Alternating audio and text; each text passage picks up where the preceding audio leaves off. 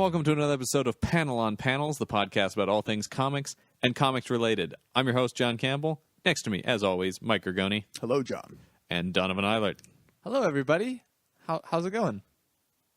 And there's the little Give space. you a little space there. It's nice. It creates a nice little conversation. Mm-hmm. Yeah, I like to think that we're involved in these people's lives. Mm-hmm. Feel free to Passively chime in at best, but you know, Sure. That's how I'm involved I with want most them to feel free lives. to chime in from time to time if they sure. want to. Yeah. Just scream at their car stereo. Or in the middle of a supermarket while they're listening to this on headphones, or just on their computer alone at home. Actually, I highly recommend listening to this in a supermarket. I think we are a podcast designed specifically for supermarket entertainment. Generally, when I re-listen to the episodes, is while I'm at work in a supermarket That's right. somewhere. Yeah, That's true, actually. We're just trying to get that deal where they play us over the intercom in a supermarket. You want everyone in the supermarket I want to hear it. We are. Okay. I've said I've been designing this show specifically for the supermarket audience. It's not radio play per se. No. It's supermarket play. It Exactly. won't be long now, John. Except for it'll play in like 4-minute segments. We need to Yes. talk to the Muzak people. If that's what we're shooting for. We are close to signing a deal with Muzak. Gross. Let's never do that, please.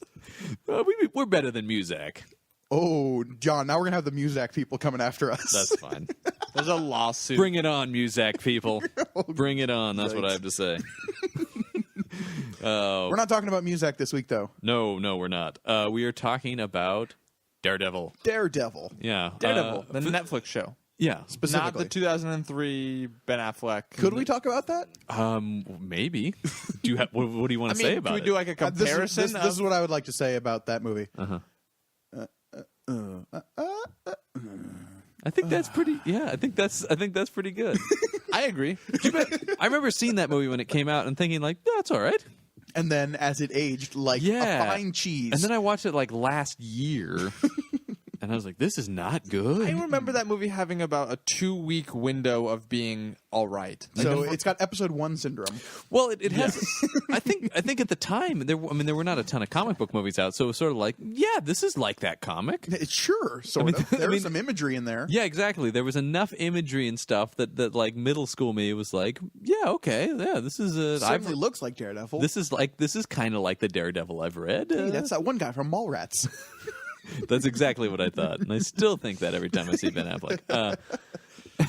No, and Affleck I thought was fine. Oh, yeah, no, sure. I don't think He's not the worst part of that movie. Oh no, not even close. I mean, really, the acting's probably not terrible in it, but we're not really here to talk about that movie. No, because there's a show that's acting across the board is 100% better. So I don't know if people are unaware. Netflix has made a Daredevil show. This is correct. If they're listening to this podcast about comic books or comics and all things comics related, yes. They are probably aware that They might be aware. If you weren't, don't be offended. I did have some people I know who read comics, and I got to tell them about it about 2 weeks ago, and they were very excited. So there could be some, and we should warn right here at the top of the show: spoilers will follow. Oh, We have watched every episode. We have watched all 13 episodes. And the secret 14th episode that only we got to see. Yeah, we know a few more. I got things. tricked a little bit because on the Netflix thing there are like trailers for the show at the end of the episode list, and I was like, "Wow, there's like 15 episodes." No. Like, wait, this looks so familiar. Where are they going? Why is it only a minute and a half? Wow, some bold short form storytelling here at the end of the season. No, so we have devoured Daredevil, yes, if you will. And with an unhealthy quickness. Yeah, pretty. No. Everything was healthy. It was robust and healthy. It's like eating a whole pizza all at once. It seems like a good idea at the time, but when you're done, you're just like, "Oh, what have I done? Well, I need to sleep." I didn't say what have I done, but I did say like, oh, it's over. That's true. Yeah. Now I want more of pizza. Yeah, I want more. And Daredevil. Yeah, but both. Yeah, hand of course. hand. Yeah, I'm always thinking I want more pizza. So, and I'm frequently thinking I want more Daredevil. Yeah. But no, I mean that was it was the coming to the end of the season before we actually start talking about what happens in it. There was definitely a thing about like, okay, now we. Oh wait, no, it's done. Oh, I thought this was the begin. Okay, Yeah, all right. because like. that was one big thing about the end of the series is like we spend this whole time following Matt Murdock in his like pseudo Daredevil form. We don't really get to see Daredevil. Yeah, and I was once again reiterating: Oh, if you have super not, 100% spoiler alert. if you have not devoured the show like we have, please go and do that now. And now we can talk about it. Yeah, okay. All right, I think now that that's out of the way. But we see this feels like the first act of something. Right. And it kind of is in terms of this sweeping plan for Netflix series. Well, this is something I do want to talk about. This plan for the Netflix series. Obviously, we don't know. We know kind of what it is, but like, is it going to be Daredevil, Jessica Jones, Luke Cage, Iron Fist, Defenders? One season of each of those, and then Defenders? Because that's the thing. Know. Like, or is there going to be? I expect to see a second season of Daredevil next year. That's kind of. And I need that. And Stephen S. DeKnight, the showrunner, has sort of talked like that. He keeps talking about our plans for season 2 when we do season 2. It's like, okay, how does that? Where does this fit? I don't. Right, exactly. This plan, because obviously, I mean, Daredevil, from everything I can gather, is hugely popular. They would be silly not to start making more Daredevil as soon as possible. Right. But they do have this plan for the Defenders and how that's going to happen, who's going to run that, where that's going to go. Right as I was watching this show, the show I'm most excited for off the tail of Daredevil is Iron Fist. Me too. You think so? Absolutely. Oh, yeah. Like all the setup they did for Iron Fist stuff in this show, I felt like, oh man, why are we not getting that next? I think it's good that we're not getting that next. Sure. Simply because I do feel like there's a lot of Iron Fist like things in this show. I mean, that's true. I feel like a lot of the martial arts heavy stuff. Yeah, all of which I love. Though. Even looking at his costume for most of the is true. very Iron Fist esque. Yeah, and I mean, and that's bearing in the comics. If you read like Man Without Fear and stuff, that's his proto costume in the comics as well.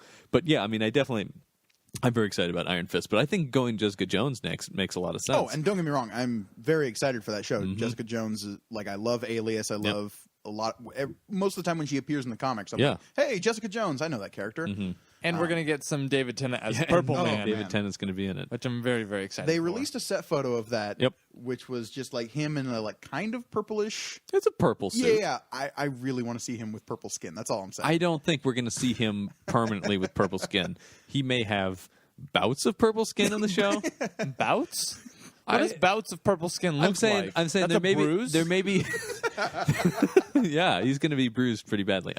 No, he's I imagine if they go down the road of actual purple skin, which I would be surprised by based on this show that we just watched. I feel like it's going to be he has purple skin, but he wears makeup most of the time to cover it. Okay, that's kind of like Hugo Weaving as Red Skull kind of a thing. That's my guess. If they're or they could just eliminate the idea of him having purple skin entirely, and he just wears purple. Yeah. I mean, we have... and he's going to have pheromones? That's going to be his thing, you think? I mean, that's kind of Purple Man's thing, is like he controls people's brains. It's not psychically, it's kind of chemically. Yeah. But have they explained... They explain that a whole bunch? I mean, or is it... I mean, I don't know about a whole bunch, but they explain it. Yeah, because, I mean, you're safe from Purple Man if there's like a thick sheet of glass in front of you that's like separating you. Yeah. Exactly. So, I mean, I think it's gonna be interesting for sure, and yeah, we're excited for that. But Daredevil, yes, but specifically the show that just came out, I think we can hands down say right off the bat, it's awesome. Oh yeah, I loved everything about it. Well, almost everything about it. Yeah, well, we'll get into. You have some criticisms. No. It's not okay. It's things that I would have. I have some things to say. All right. I just want... Thanks, Donovan. Welcome to the show. I just want everybody to know, we turned now to Donovan's soapbox. No. What I wanted everybody to know is Donovan that... Eilert, I've got some things to say. I just didn't want this to be like a total love fest on Daredevil for like 9 hours, you know? Right. First 9 hour. There are a few things that, objectively I looked at, and I was like, okay, maybe, I will be fascinated to hear those when we come to them, and we will bashes.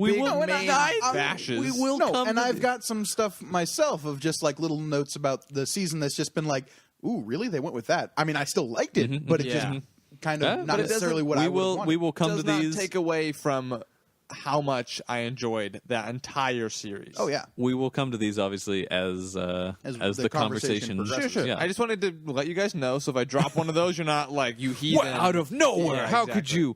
You're sitting down. That's good. Yeah. But yeah, right off the bat, the show is awesome. Yes, I mean, I think those who are just starting to listen now, they can know that this will be for the most part a very positive. Review. Yeah. But I'm saying if you're coming in going like, oh, I didn't like it. Let's hear if the panel on panels guys. Oh, they loved it. I don't know who's rubbing their hands together and going, I'm going to get that Daredevil, except for Wilson Fisk, who is an avid listener. Which holy crap! Can we talk about Vincent D'Onofrio? Sure. He's hands down my favorite part of that show.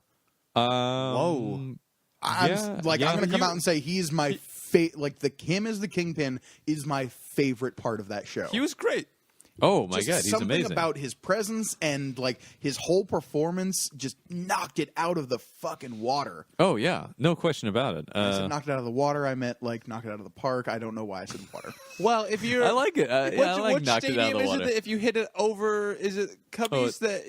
You hit it over the wall. You go into the. It's the Giants Stadium. That's right. Yeah. So you could hit it out of the park and into the water. Yeah. There you go. Okay. But Vincent D'Onofrio. Vincent D'Onofrio has been one of my favorite actors for a long time. Anyone who's seen Law and Order: Criminal Intent, he's great. He's probably maybe the most interesting performance of anyone in Law and Order. People probably know him from Men in Black, the first one where he's the villain in that. Yeah, he was the bug. Yeah, he's just consistently been the skin suit of the bug. He's consistently been a great character actor. Oh yeah, for years. He's going to be seen later this summer in Jurassic World. Is he? He's the villain in that. As Wilson Fisk. He's Wilson Fisk. He's Wilson Fisk in everything from now on. I mean, he should be. He has a lot of money, right? He's trying to improve the world. I mean, I loved Wilson Fisk for so many reasons in the show. He was slow rolled. Like, we didn't see him until episode 3. You see him at the very end of episode 3. Like, the last scene of episode 3 is the first and you just, see how terrified people are of Wilson Fisk. They don't even say his name.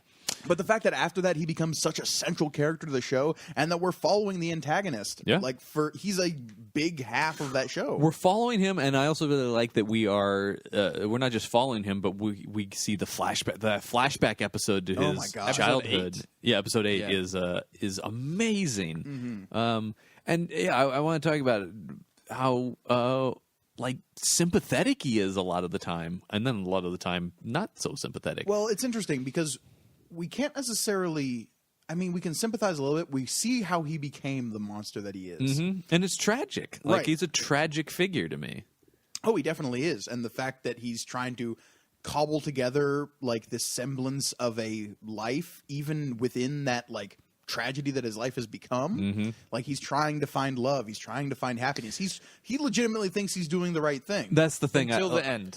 Oh man, that speech at the end, the Good Samaritan speech. Yeah, blew me away. Because you watch him the whole season, think I'm a monster, and people around him say you're not a monster, you're not a monster, and then that last episode, he's like, well, actually, I am, and I don't care because I've got it all figured out. Like that was the moment he went full blown supervillain. Yeah, no, you watch it happen, and it's amazing. Oh yeah, that was pretty. But yeah, the humanity that D'Onofrio brings across in this character. I mean, he is a monster, but he's not a monster, and you see the layers of it, and I mean, the scenes with him and Vanessa are I was watching. She's such a fascinating character in the show too. Just how she's. I don't even know if it's like a Harley Quinn Joker thing, but she becomes so invested in the man that is Wilson Fisk. I mean, I think I think it's as simple as she loves this guy. Sure, but she loves certain elements of his power, I think, too. You see that a little bit of the city's burning in front of us, and she's like kind of into it. She's like, okay, you did that? All right. I don't know that she specifically loves parts of his power. I think she loves him and through that buys into this vision he's painted of himself. Because he's definitely a charismatic person as well. I mean, I think very much so. She definitely sees the darker sides of him, but I think she sees, as he presents it, the necessity of what he's doing. There's a fascination there, I feel like. Yeah. That she's fascinated with what he's doing. She can't take her eyes off of him. It's the watching a train wreck, reaching into fire kind of a thing. There's something in your mind telling you that you shouldn't do this, but there's also another darker part of your mind that's like, ooh, pretty.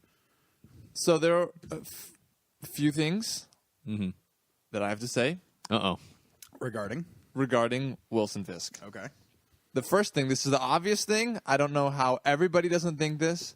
Do you really think He that should be fatter. that he makes his own eggs? That conversation ends now.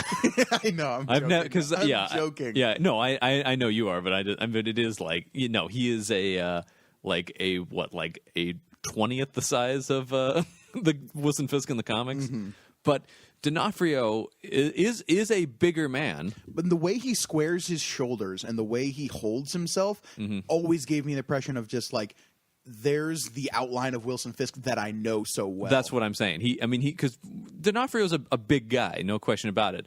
But yeah, he conveys that power, that physical intimidation. Donovan, you were saying something about him making his own eggs? Yes.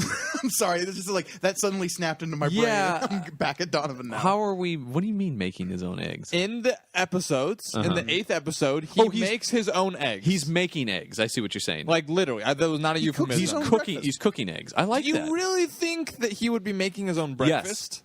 Why do you the whole think insists that? on it? The whole point of that scene at the beginning of episode 8, it shows the meticulous nature of this man. When he the way he picks out his suits, the way he does that, everything is specific and to a point, and also the isolation of Wilson Fisk. When you see him in his apartment, he is alone. There is nobody else there unless he wants there to be somebody there, and that's pretty much only Wesley, his assistant. See, I didn't buy that. I didn't get that. I felt like you see him interact with people and he still says he's alone. So I don't think that him interacting with people in the future is going to make you think like, oh, he's not alone. But he's You not the see it's kind of guy to have a psychological. butler. No. He's not the kind of guy to have somebody wait on him hand and foot. He's the kind of guy Not who at has all. lots of minions, and they're going to be immediately reactive to when he speaks. But if they're not necessary at any given moment, he doesn't want anyone near him until we get the Vanessa character. Right. And then and the way that they do that in the episode where they mirror his morning routine where he is alone and making and then he makes 2 omelets and he does this and she picks out the suit for him. This you're seeing this guy's world kind of change there as he lets somebody in a way he's never let anyone in before. Which leads to one of his like more victorious moments where he gets in front of the whole like, yes, I have been kind of manipulating the city, but for the best. People. Oh, that's brilliant. Yeah. Yeah. I mean, I like think- that moment. I didn't like the eggs. I'm just gonna say it. I Fair still enough, fair enough. like. All right. I didn't care for that. I'm predicting now just a roll of No. weird, little problems. I have my opinions, John. The next one is same episode, that cello musical cue when he wakes up, and it's that classic cello suite. I thought that was a terrible choice. Like, I like classical music. I like cello suites. We've heard that song a million times. I want something unique. I want something Wilson Fisk. I felt that was too cookie cutter. That's a specific thing. I thought every time it came on. We don't have to talk about it if you don't want. To be fair, I will agree with Donovan on this note, Victory. but only for the fact that one thing that I like noticed about this show and one thing that I was always paying attention to was the sound design. I thought how the sound effects were used in this show. I mean, about a blind guy, so you're going to have really good sound design. But it stood out if you were paying attention to it in definitely. a way that's like every little scrape or step or like rustle that Daredevil would be picking up on. Like if you're listening for it as an audience member, you're also picking up on it, which is super cool. Oh, yeah. So for as meticulous as the sound design was to choose something like pretty basic in terms of like that cello suite of when Wilson Fisk is waking up is like, we've heard this in terms of like as a backdrop to a bad guy before. Yeah. So I just felt it just didn't have the same I have kind no of opinion about it. It didn't even That's register fine. with me. Again, I'm just letting you know. And then the third thing about Fisk is I really liked how most of the time he kept everything so tight and so he was very meticulous. We've seen that. He's very guarded. I wanted a little bit more. I don't want to use the word boisterous, but I wanted him to be a bigger personality sometimes earlier on. He definitely gets that way. He gets bigger. But sometimes when he's like talking to people, he's just so it's not flat. It's just like he's pulled himself in. He's very controlled. Yeah, and but I don't see somebody who is a bigger personality as a lack of control. I wanted him to just be a little bit more confident. Does that make sense? I wanted to see more. Well, what's really cool about this Chutzpah. season of the show is that we're seeing the evolution of Kingpin into that character. I think going forward with Daredevil, we're going to see a Kingpin who is a bit more charismatic and who is a bit more like he can unite the underworld of New York kind of a thing. He's going to become the Kingpin of crime. Yeah. I don't think we're quite there yet. He was definitely getting there by the end of this season. And like when we see that supervillain turn, it's like, oh shit, he's the Kingpin now. Yeah, I mean, this is the His show. origin story as much as Daredevil's. Exactly. I was going to say this was specifically designed to follow the trajectory of these two guys towards their destinies. Obviously, with as we've said with both of them. But let's turn things over to Daredevil himself, our title character. Oh yeah, played by Charlie Cox. He does an amazing job. He's fantastic. Right. I mean, I think they're the main characters. I also think they're the two of the most standout performances in the show are Vincent D'Onofrio and Charlie Cox. Though I do really like the guy who played Foggy Nelson. I think everybody's Eldon great. Henson, Yeah. a.k.a. Fulton Reed from Mighty Ducks. Yes, The original Bash brother. That's all I wanted to see. I wanted to see him pick up like a hockey stick. Come on, that He would have had been mighty eel strength. that would have been amazing. Everybody on who listens to this podcast knows that's one of my all-time favorite movies. Mighty Ducks 2. better. It's better, and Yep. he's in it. Yes, he is in it. Oh, He I is in love it. that. He is That would in be so cool. D2, the Mighty Ducks. I believe That's that was right. called. Where they switch their jerseys for no apparent reason the- other than yeah. unity. They have to. They have to be the Ducks at the end to win. We'll have to save that for our Mighty Ducks podcast Hey. that Gorgoni will be on. No. Yes, I he will not be a part of Duckcast. What? What do you do if we talk about the animated Mighty Ducks Oh, show? you know it. Okay, The great. futuristic Duck Duck Cox. World. Yeah. No. So Charlie Cox is Daredevil. We'll get into the side characters as well, but let's sort of start with our two Sure. of Yeah, central of course. leads. I mean he it's interesting because he became that character to me that I almost don't even register what he was doing to a certain. I was just like, that's Matt Murdock. Like Well, what I loved about this interpretation specifically is like he never stops being Daredevil. Yes, he's Matt Murdock, and like they're not even two distinct personalities. Like sometimes the superheroes, you'll have the like alter ego, your regular person, and then you'll have the superhero, and those will be kind of two different people, sort of. In this show, they really got across it. Like he never stops being Daredevil, even when he's Matt Murdock. I mean, I think there's subtleties between the two. I mean, aside from obviously the costume There's change, but I theatrics, mean, sure. yeah, but But saying, like his powers never turn off is the thing. right. I mean, I think that's true about the character in general. Is that I mean that there's so many cool things they did with like you were talking about with the sound, like when he's tracking the guy by the ticking of his watch. Oh, that was so cool. That kind of stuff. I love when he's sitting in the police precinct and he's listening to the interrogation Yes. go on. And he's just like a normal guy sitting there, waiting for other things. And he hears that whole conversation go down. He knows that those police officers are corrupt before everybody else does. Yeah. Oh, that was so cool. I mean, the running thing, as always is the case in the comics, where you can hear people's heartbeats, and he's a lie detector then as a result of that. Yeah. But Cox's performance specifically, he's a British actor. Really? Yeah. Yeah. Yeah, he is. People may have seen him in the movie called Stardust, or he was also on Boardwalk Empire.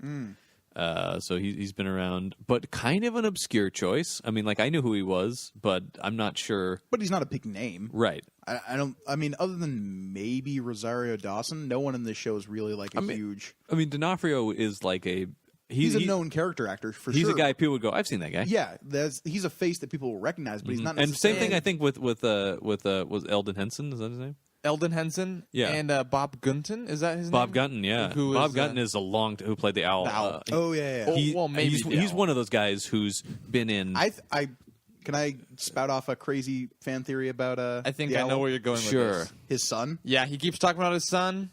Maybe. Could have the same last name. Could have the same first name. We don't know. He never says. True. We have every reason to believe that he's dead at the end of the season, which He gets was a thrown- little, He Which got is- thrown down an elevator shaft. which We is saw a- blood pooling out of his which head. is a little unsettling. Not unsettling, but I mean, I wanted. As soon as I figured out it was Leland Owlsley, I was like, okay, he's gonna become the owl. This is gonna be awesome. And then they knock him off. Yeah, I mean, I've once again, the world of the show never lent itself to me for him to really become the owl that was in. No, the that's comics. why I feel like because they mentioned his son so many times, that was like a note in the show. Well, and I mean, maybe not flying around the way that the owl does in the comics, but another crime lord to rival kind of what's going on. Sure. I mean, anyways, that's a side note. happen. But I think Bob Gunton, he's been in a lot of stuff. Oh, big time. I mean, he goes back. I mean, he's a Broadway actor as well. I mean, song and dance man, actually. He was in the original. Too bad we didn't get any of that. He was in the original production of Evita. You're kidding. Mm-hmm. That's awesome. But no, he's fantastic. The show is filled with. I mean, everybody's so good. Yeah. Like, there's not a weak point in that I cast. couldn't tell you one. No. But let's stick with Charlie Cox here for a little bit and talk about, like you were saying, this when he is Daredevil. I mean, the physicality he brings to it. I can't tell. I mean, he's wearing a mask, of course, but I mean, the line between him and stunt person during the fight sequences. I would be really fascinated to see what, if any, stunts that he did himself. I mean, there's definitely stuff that is a stunt guy. Well, there's got to be. There's a lot that's a stunt Yeah. guy, but there's definitely stuff where you can see it's him. Mm-hmm. Well, there's that. One of my favorite moments of the entire show is episode 2. There's a fight in a hallway. It's all And it's all one shot. shot. Yeah. I feel like There was a lot of really awesome camera work like that in the show. it Yeah. was so good. I mean, it was shot beautifully. It was not shot like what you'd expect a television show to be shot I like. forget which No. episode it is. It's somewhere later in the series, but there's a camera inside of a car, and it keeps like panning around, so we're Yes. seeing outside of the Yes. car. Yes. It's like a fight sequence is happening. With the Yes. blind, Yeah, the that blind was so heroine. cool. That was an amazing sequence. Yeah, I mean, it's really shot in a very unconventional manner, both for television, even for American filmmaking. I mean, I've heard a lot of people compare it to clearly like Chinese film influence, with kung fu movies and stuff, or like that scene Korean. in particular in the hallway. The hallway reminded me a lot of that. Is it Korean movie, The Raid? Yes. And No, Old that's. Boy. Yeah, I was going to say Old Boy. Old Boy. I think that's. I want to say Indonesia. I think is where the raid is from. Okay. But yeah, a lot of the fights reminded me of the raid. But Old Boy, that scene in particular reminded me of I Old saw Boy. a comparison on YouTube of like that hallway fight scene with the hammer to the Daredevil fight scene, That's what I'm talking about. There's a very like Asian filmmaking influence, particularly on the action sequences here. which makes me excited for where the show is going because Daredevil deals with like the hand and like there's like definitely lots of when the ninja showed up Yeah. at the end of the series. and that fight scene was so good. Oh, I mean, yeah. brutal. That's Yeah. what I was going to say is Charlie Cox. What my favorite part about his character is no matter if he's Matt Murdock or Daredevil, you see everything he's been through to get there. There's like so many physical elements he's carrying with him of like cuts and scrapes and bruises and emotional trauma that he's like you And- see everything he does. And they're not afraid to show him be fallible as well. I Oh, mean, he's nuts kind of in places. I mean, where you're I mean, you're with him throughout the show. I mean, there aren't points where I'm like, I don't know about this guy anymore. But they definitely bring up valid questions towards him, particularly in his scenes with Claire Temple, the Rosario Dawson character, who is night nurse. Maybe yes. yeah, I mean, so? I think she seems an awful lot like night that nurse. character was with Nick Cage for a while. Claire, there's somebody with She was with actor Nicolas Cage. I mean, Luke Cage. Sorry. She was with Nicolas Cage. Do you remember that span? We don't know what's going on. No, with... What are all these superheroes doing in New York? Yeah, it is interesting. Claire Temple is a character in the comics, and Night Nurse is a character in the comics. They're not the same character, but they seem are now. Yeah, I think could be. I haven't heard anyone talk about this specifically, but I think they've sort of combined those two characters into so one. she could be our Luke Cage crossover. I mean, yeah, I mean, or There- segue into that It would show. not be a surprise to see her show Even though up. Jessica Jones also makes more sense, too, with I think we're probably going to see Luke Cage What did you show see, up in the Bill? Jessica Jones. We will movie definitely. show. I mean, that's been confirmed. We I will say see movie. It's weird.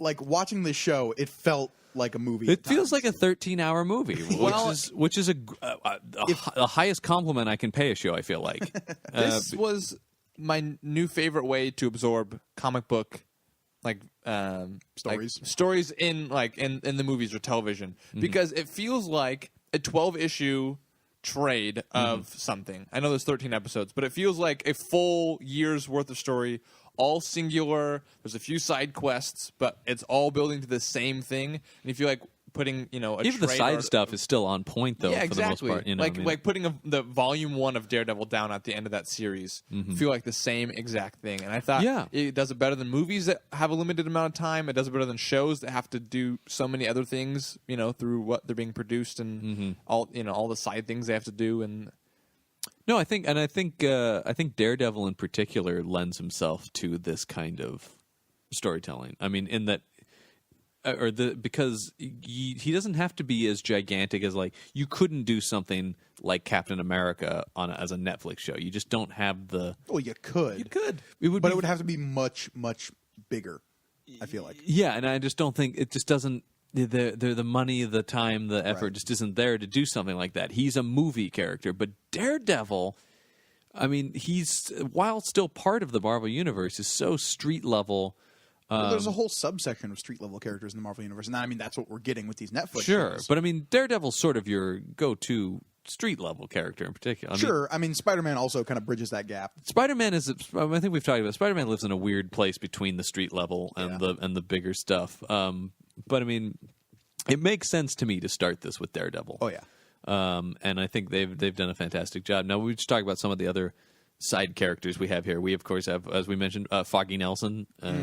He's great. oh wait, sorry, I had a few things about Charlie Cox. Charlie Cox, go for it. I wanted him to be a tiny bit more tender at times. I felt he was a little Okay. bit cold when he could have been more tender, especially to Claire and to. I sort of feel Karen. like that's the point, though. That's Matt Murdock. I never get that in the comics. No, I always get he's no, like I- suave and Yeah, but I think Tender. I think what you're talking about, Grigoni, is that he's always Daredevil. I think a lot of the season is about him learning how to not be Daredevil when he's Matt Murdock. Because you think about that, I think about one of the last scenes in the show is between him and Karen Page, and you see a softer side of Matt Murdock in that scene. it starts to come out. Yeah, and I'm saying I think he's learning over the course of the season how to be both Daredevil and Matt Murdock. I just wanted more of that. Yeah, I mean, Season 2. Yeah. Okay, I do want season 2. If anybody who owns Netflix is listening, I think there's no scenario that we don't see more of Daredevil Oh yeah. well, and then the other in a capacity. Who knows in what way? the Whether other it's two another things season were or- not Charlie Cox specific, but I felt visually. See, here's the thing: is I love the show so much that I'm picking at tiny little things. Yeah, He was a little bit too shaggy.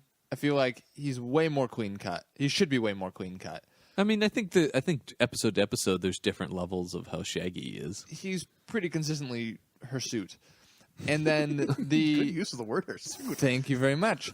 And then this is a This podcast also doubles as a thesaurus, right? yeah.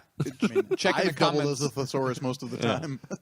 And the last one, and this is a very personal thing, Okay. but he's not redheaded. Ooh. You get so many superheroes, right? You get thousands, and how many of them are redheaded? And then you get the only one of the most iconic ones. For the people who are listening and don't know me, I am redheaded myself, so it's like personal. a stab to the heart here. I But I understand. I believe Steve tonight was like, that Donovan fellow. yeah, He's got his thing coming. yeah. I was believe so I mad. believe he is redheaded. I mean, the actor isn't. I think they tried because there are shots in the show where if the light is hitting his hair in a certain way, it looks red. He's got a tiny bit of auburn in there. Yeah, I'll give it think- to him. I But I'm think- looking I think for they- ginger. John. I just don't think you can. I don't think you. Well, aside from a wig, I don't think they could have got him to. And I don't think they should pass over the right actor. Because No, it doesn't I matter. understand. I'm very But bitter. no, I do think I've Take the not, time, I've not heard. Hollywood. I've not heard Figure any, it out. any confirmation of this, but I'm pretty sure they. It looks like they tried to color his hair red, but you just can't. Like He has dark hair. It's He's it's very too dark hair. hard. and dark, thick eyebrows. So I don't think that would. Yeah, it's just too hard. I redheaded think very I think they at least brought a little bit of red into his hair in some I places. just am a little bitter. He does that- have awesome red sunglasses. The though. whole time I was just like, man, Those sunglasses, that was actually something that slightly bothered me. I'm not even The sure. sunglasses? I'm not even See, sure if Gorgoni's bothered. joining No, hold me. on. I'm not even sure bothered is the right word. But there were moments where I noticed that the sunglasses were sitting weird on his face. He's not wearing them like a normal person would wear glasses, simply so they look good in shots. They're tilted down slightly, and they look kind of awkward on his face in certain shots. To I be don't know fair, what it he's was. blind though, so he No, doesn't. Yeah, he doesn't know. So That's true. My only thought was at the end of the season, I want to know where I can get those sunglasses. I'm sure there's somewhere, but type in Daredevil sunglasses into Google, and I'm sure those exist. I'm just saying, come summer, we'll see if I'm wearing those sunglasses. That'd be pretty awesome. Everyone will be asking if you're blind. Yeah. I thought it was great. I'm still a little bit better though. I can see that. Hopefully, by the next time they cast Daredevil, they'll have figured it out. Whenever that's that priority is. number one. Hopefully not anytime soon. I think Well, Charlie I think- Cox is going to be Daredevil for a while. Well, we got 2003 and now 2015. So every 12 years. Every 12 years we get a new Daredevil. So the old prophecies say, every 12 years, 12 years. we shall be getting a new Daredevil. Every I think if you decipher the Bible, that's in Yeah. there somewhere. If you 12 is the a number of completion. that's true. And number of Daredevil. The number of Daredevils, which And is so there shall be 12, and on the 12th year the Daredevil shall come. And then 144 years from 2003, we'll have the 12th Daredevil, the final Daredevil. We'll put it down. We can seal all those scrolls again. yeah. The prophecy shall be complete. But speaking of that, there's definitely, as there has always been in Daredevil, he is the Catholic superhero for sure. And the scenes with the priest Are some of my favorite scenes in the those show. are some of the best scenes in the entire Yeah, show. I love the conversations he has with the priest. Who's in the character. comics? He's in the comics? That specific priest? Do we Not, know? not, there's no specific priest in the comics. I mean, he goes to different, but he's definitely Catholic. I can't. There's think, always a church element in the comics. Well, and that church. one of the comics. His mother's a nun. Oh, that's right. In the that same church is the same one they reference Sky being raised in at the orphanage. Saint Andrews. Yeah. Oh, really? Is Oh, so dang. I didn't even notice that. brother and sister, maybe? No, I'm just kidding. No, I'm just kidding. Obviously, that's not happening. But I'm sure that theory is That's being super cool. posited somewhere, yeah, though. but I mean, Yeah. there's definitely a whole bunch of details of like, whoa, that they took their. I mean, everything Marvel does is like that. But Can I say, in episode 12, when he's picking up his the new Daredevil suit, It'll be 13, isn't it? that's when he changes into it. But when he like goes there to pick it up, I thought is he that picked. 13? Yeah, he picks it up in 13. Okay, it doesn't matter. from the In- Gladiator, From the Gladiator, yes. Yes. In the background, there is Stiltman's stilt yes, ring. there are. I Yeah. was like, oh no! Yeah. I didn't notice this when I was watching it, but somebody pointed it out on the internet, and I was like, oh dear There are God! the stilts. The Gladiator, he has his logo is in the shop, and he's playing with those saw blades. I mean, Yes. there's lots And of and in fact, which when that was when he picks up the costume, if you look at the table underneath it, he has like drawings of some plans that have saw blades on them. Nice. So there's some blueprints for the Gladiator for the outfit. Gladiator. Awesome. Yeah, that's. But the priest, him and the Yes. priest, I thought that was a great. yeah, that guy. I don't know who that guy is, but I've don't- seen him in other stuff. Yeah. he's definitely a character actor who's been in things for sure. But yeah, no, those scenes are some of the best. I mean, those scenes really sort of set a lot of the thematic aspects of the show, like what you know. What the show's saying, kind of. I Well, think. and they keep Daredevil from being a like mindless vigilante. When you see him go and like wrestle with those questions Right. of morality, Yeah. then it doesn't matter how many people he beats to It death. gives him the time and the venue to sort of express his doubts about what he's doing and stuff. Peter McRobbie is the Yeah, I the feel like I've character's name seen is him. Father Lantum. Yeah, no, I've heard that name in comics before. He's in He there somewhere. He probably is. I mean, I've never noticed a consistent, once again, member of the clergy in Daredevil comics. But there's always I mean, that's an interesting thing about him. And there's even some. He's talking to Karen Page. There's some scene where she talks about how she's not religious, and then he's like, "Yeah, well, I'm Catholic or whatever." And then she's like, "Does it help?" And he's like, "Not now." Because he's always, I mean, I think like a lot of people is always struggling with his faith as well, and with his life. I don't blame him. Specifically, it's like, I was going to go kill a man. I mean, I got stopped by a ninja, but I chose to go murder somebody, Right. And that moral decision weighs on him in a very visible way. So aside from our friend the priest, I mean, you talked about Karen Page a little while ago, Yes. just now, who's a huge character in the show. yeah, I mean, she should be. Well, and it was interesting the way they introduced her the first episode. If she's a damsel in distress, not just somebody looking for a job as a secretary. You Yeah. know, I mean, it was a more involved way to bring her into the Daredevil story. Played by Deborah Ann Wool. who's How on would you say her last name? True I mean, Blood. Wool. WOLL. Yeah. Yeah, she was on True Blood, right? She was on True Blood, yeah. Somebody said that today. I have not seen True Blood, but I have. She was very She- good on True Blood. great. Yeah, but no, she was fantastic, I thought, and watching her arc. Through the show was great as well, because she does start out as a victim, and then by the end is certainly not a victim at all. No, I mean she's the one pulling a lot of the threads most of the time, trying to figure out what's going on.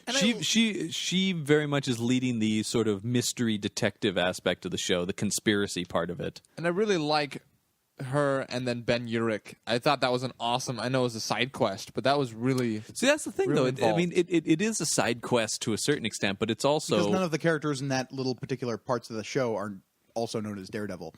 Right. It's a side quest. And That's not Punch Ninjas. It's a side quest. But all roads lead to Kingpin. Right. I mean, so that's sort of the thing where like everybody, while there are different people seemingly on different paths, they're actually all headed to the same place, which I like. That was an awesome convergence. There's never a point where I'm like, oh God, we're back to this.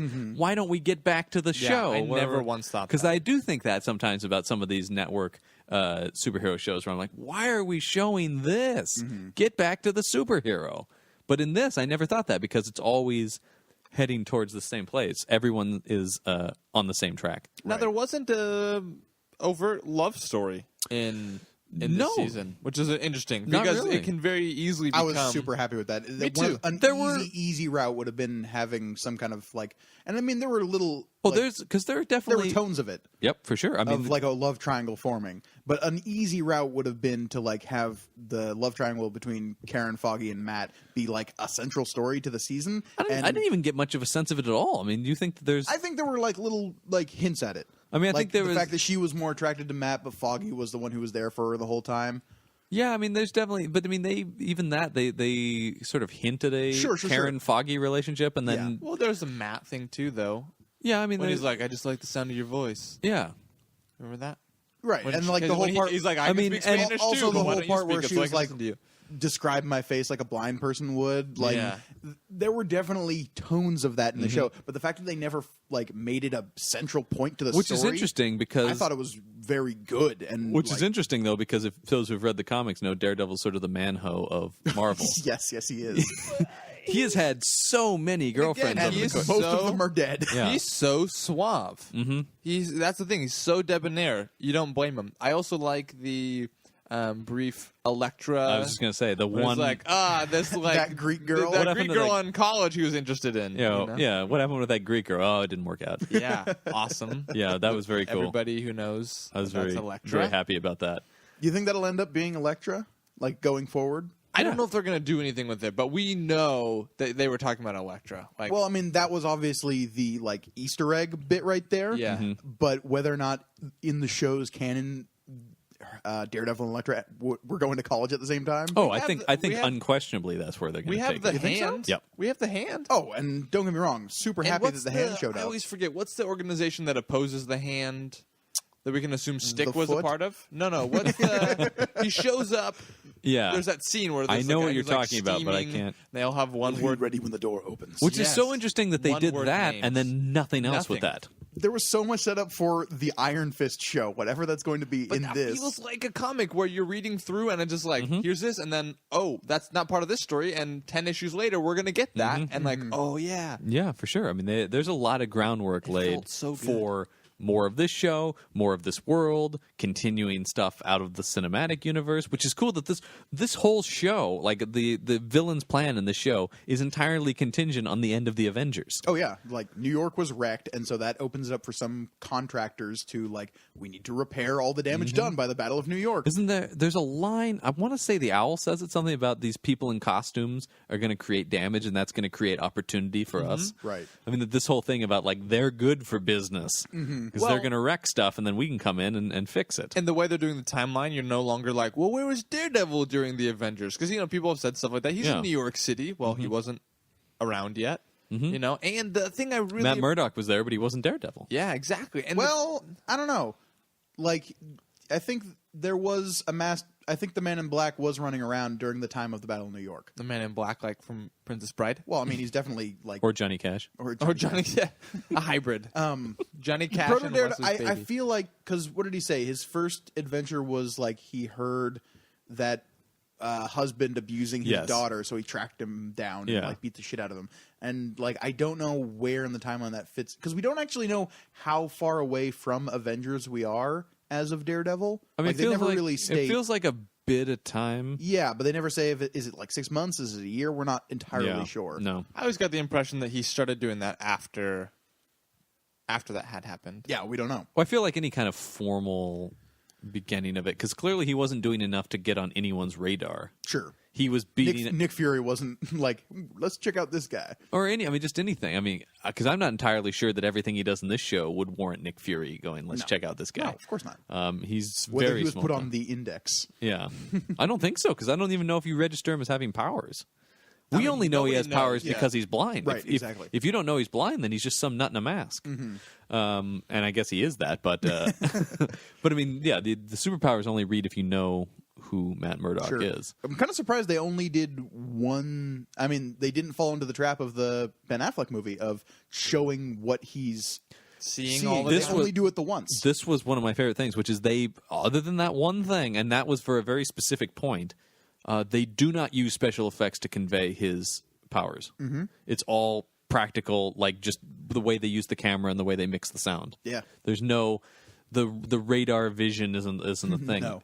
And it works way better. Oh yeah. The subtlety of it is great. I mean, just like we talked about Hearing the watch. the swish of the knife as it's coming towards him, so he can like duck his stomach back a little bit to dodge it. Yeah, I mean, yeah, Or not. Or dodge it. not. And Yeah. when Take Nobu's a- fighting him. Man, Yeah. that was so taking brutal. a kunai to the fucking stomach. That was so brutal. Well, talking about brutality, this show has a R-rated level of violence. Oh in yeah, it. easy. That this, is- this show to me felt like Batman Begins and The Wolverine. Where your characters figuring out what they're doing, they're figuring out their morality issues, and they're getting beat up the entire time. Yeah. Like if you watch The Wolverine, Hugh Jackman is in terrible shape the entire movie.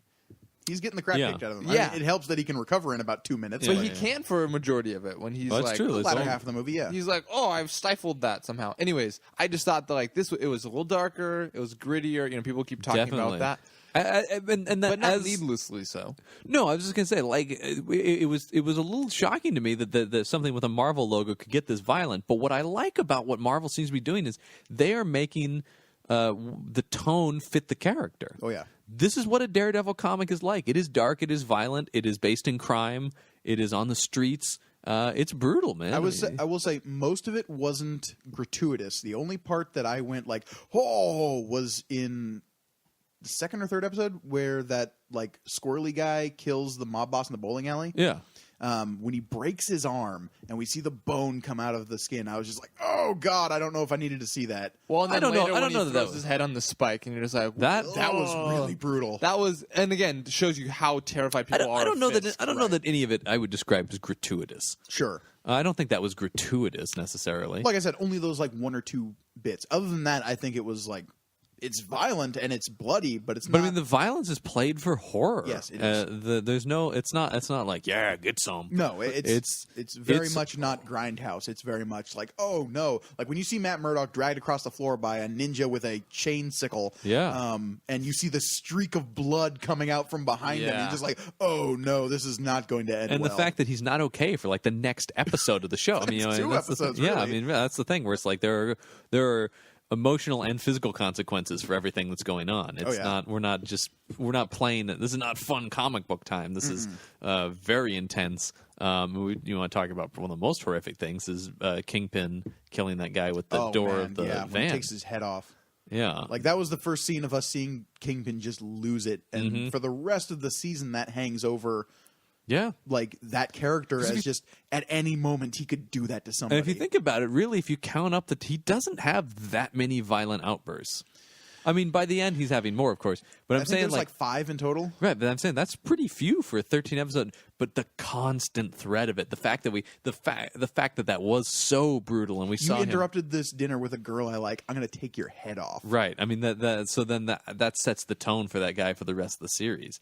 Vincent D'Onofrio did an AMA on Reddit Mm. shortly before the season came out, and one of the questions asked was like, if you could describe the character in one word, what would it be? And his choice of word for Wilson Fisk was child. Oh, interesting. Yeah. So all of his reactions are Yeah, exactly. Because And, I think I was thinking about that as I was watching the show. I was like, oh my God, he's like an angry child who's like, if he doesn't get what he wants, he'll fucking explode. Well, because I he think kills Ben Urich because he, messes with his mom. I think Yeah. you see that in episode 8 is that he stopped maturing at that age when he killed his father. That ended whatever. At that point, he had just jumped from child to adult. So he still only has what was he, like maybe 12, 13 Something there? like that, He yeah. only, I believe they say 12, actually. he has the emotional state of a 12-year-old in that sense, because that's where the childhood ended for him Right. abruptly. He never got to mature Loss past of that. innocence at that point. Right, yeah. I mean, his father is this horrible man who... And the fact that D'Onofrio was aware of that, like as he was acting, Mm-hmm. I think made the performance. I mean, I'm going to keep foaming over D'Onofrio's important. If he doesn't get an Emmy role. nomination, I'm going to be upset because, like, really, it's one of the best performances I've seen on television this year for sure. Or With the exception any of him number. making eggs. I'm just like, That really ruined his He got performance. he get the Emmy snub because of the egg yeah, scene. really Yeah. wants a rotten taste in my mouth. But something you mentioned, which is the death of Ben Urich, Oh man, shocked me, rocked me to my core. right? Yeah. Because That was actually one of my complaints for the season. Was just like they killed Ben Urich. Is that a complaint? Yes. We can never have him interact with Peter Parker. We can never have him Everybody. interact with J. Jonah He's Jameson. huge in the Marvel universe. It shook me, and then I thought that's so bold, man. Though. No, I mean, it was super that's- bold, and, like, it's- when I'm- it had that they chose story over continuity, No, which is true. something that a lot of people are worried about with a shared universe. Yeah. That there was no scenario that with what he was doing that he wasn't going to get killed by Wilson Fisk, Right. And DeKnight killed him. Yeah, no, it's true. He had to, and that, I mean, yeah, there is a part of me that's like, oh, we can never see him with Peter Parker. We can never see, but You it and I had were to be talking done. about the show like the day after it came out, and Yeah. I had already plowed through all of it. And you were like little of the way through, and you were like, "Yeah, I really like the guy who's playing Ben Urich. Yeah. I'm so excited to see like him show up with Yeah. Spider-Man and stuff." And I was just like, "Okay, John," because Yeah, I had yeah, already yeah. finished the show Oh, at that point. man. I was Yeah. like, I had to hold my mouth Yeah. shut. That'd be so brutal. I couldn't do it. I'm glad I didn't do that, John. Yeah, it was. I mean, it's probably the boldest thing in the show, yeah. from looking at it as from the perspective of a Marvel fan. Yeah. I mean, and I was also surprised when Owlsley died as well. I mean, I know. it could be. I mean, we talked about that could be a setup with the son, but still, you expect a character from the comics to still be alive at the end of To the at season. least see to the fruition of that character, Right. Not to cut them off before we're exposed to what else they've accomplished in the comic book continuity. Right. Like, Ben Urich does go on to be like one of the lead reporters at the Daily Bugle, and like now that Marvel has Well, there's a whole Spider-Man, we can see the Daily Bugle. a whole part of his character is that he figures out that Matt Murdock is Daredevil and chooses not to reveal it. Yeah. that's like one of the biggest storylines with Ben Urich I can think of. And we never see that in the show. Well, No, but- and the owl I felt like was really shocking because right before that you think, oh, he's just tricked the Kingpin. Mm-hmm. He's just figured out how to get his half and leave. Mm-hmm. And it almost looks like he's going to leave, and then all of a sudden he just turns and throws him down an elevator shaft. But with the death of these characters, they have set a precedent where don't get comfortable because you think you know the comics. I think the movies we're going to feel a bit more of a safety net to it than we do with these Netflix shows. I think these Netflix shows are going to be taking more chances and doing things that will, for the sake of telling really good stories, we're going to get these shocking moments that will be awesome and impactful. Whereas the movies, I feel like we have a bit more of a cushion and a safety net. Yes and no. I mean, I think because you can kill Ben Urich. Sure. It sucks because there is cool stuff, but that he could have done. You can't kill Thor. You know, I mean, like, No, sure. But they could have easily killed Bucky in Winter Soldier. yeah, but I mean, No, once again, the story did not. It's this whole thing about, like, I don't know if the story of that specifically dictates that Bucky shouldn't die. does it? Yeah, because the whole thing is, I won't kill Bucky. Sure, but having Then somebody Bucky- else but, killed? But no, at the end of that movie, when Bucky like kind of sacrifices himself Yeah. to save Cap, you could just as easily have him like literally have died. Possibly, but I mean, I never thought that until Sure, this no, neither conversation did right I. now. But I didn't think we're having the whole like Joss Whedon thing again. It was like no one's safe. Yeah, for sure. They brought it back. We thought it was over because Coulson came back, but no. No, I mean that. What I did think, like when Kingpin started choking him. I'm like, okay, is Daredevil going to show up and beat up Kingpin? Is Yeah, I'm like, no. how do we? And then even when he was like, okay, is he faking that he's dead? I really mean, like they that they put him didn't in the really have a ground. physical confrontation between Daredevil and Kingpin until the very end. Right. Like the fact that they never really came to physical blows. Like there were a couple of like In episode 6, you have that conversation between them on the walkie-talkie, which I thought was so fantastic. great. Where they sort of like, and then after that in the art gallery where it's Matt Murdock. oh and man, that was so cool. when Matt Murdock meets Wilson Fisk. It's a great scene in the way that they slow everything down in this moment of like, oh, the two titans together in a scene. And then there's the one where right after he gets thrashed by Nobu, the ninja of the hand, Yes. they exchange a few blows. Yes, they but do. it's not. I mean, he's obviously. No, it's like Wilson take Fisk- your shot. yeah, that was yeah. so cool. Yeah, But and obviously Daredevil's not at his prime right there Right. because No, he just got ninja'd. he just got dragged across the ground. So but yeah, and then the final fight between them was pretty awesome. Oh, man. Fully suited up Daredevil versus Kingpin. When he lifts him over his head, Mm-hmm. I really expected him to bring him down on a knee drop Bane Yeah. style. I thought that for a second. And I'm just like, they're not.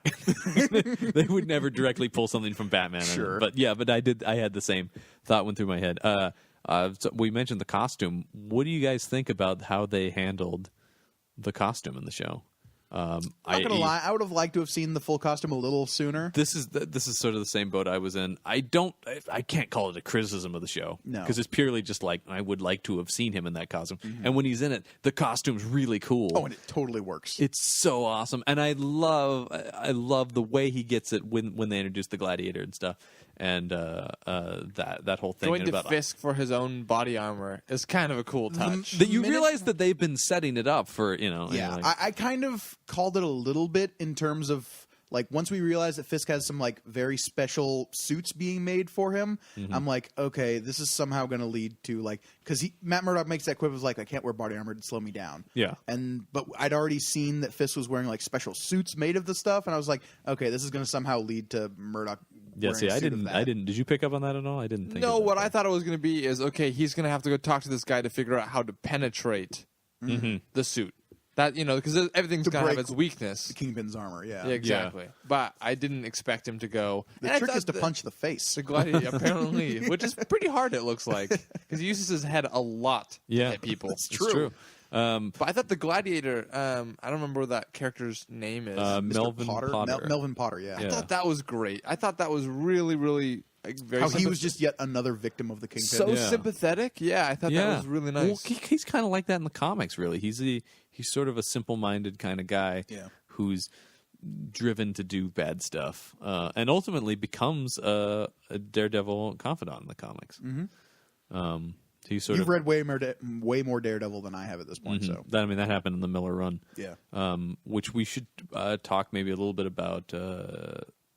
What the comics. I really like about the show is that it pulls visually from the comics in some very distinct ways, but it doesn't go as far as the Ben Affleck movie as like replicating specific scenes. No, there's nothing in here that I was gonna say. Let's turn over to talk about the comics a little bit. I don't know how much you guys have read of Daredevil. I mean, but- bits and pieces. enough. I've read chunks of the Frank Miller run. I've read Daredevil Yellow. I've read Man Without Fear. But like at this point, you've read because you did your binge before this happened. Yeah, I mean, So I you've now had officially read way more than me. Yeah, I mean, and I had read. Daredevil was always a character I sort of followed here and there, but I did read a bunch of the comic leading up to the show. A lot of it was rereading stuff, but because like in middle school, I got crazy into Daredevil, and that's when I read the Miller run for the first time and stuff. But there's nothing in the show that's specifically like, okay, that is that arc from the comics in some way. But there's so many little pieces where I'm like, okay, well, that's a Miller addition to the Daredevil canon. Right. That comes from the Bendis run. This comes from that. I mean, like,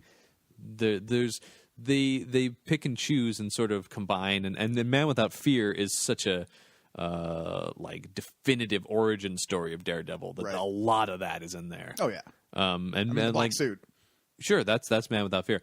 Stick, that comes from Miller. You know, I mean, there's a lot of stuff. Josie's Bars in it, which is a huge part of the Miller run. I was really sad nobody went through the window at Josie's, because that's a running thing through Frank Miller's run, for those who've read it, that people keep getting thrown through the window at Josie's Bar. She's like, damn it, my window again! They must know the most reliable glass replacement. Yeah, because it's always, just as they get it replaced, Daredevil throws another guy through the window. Yeah.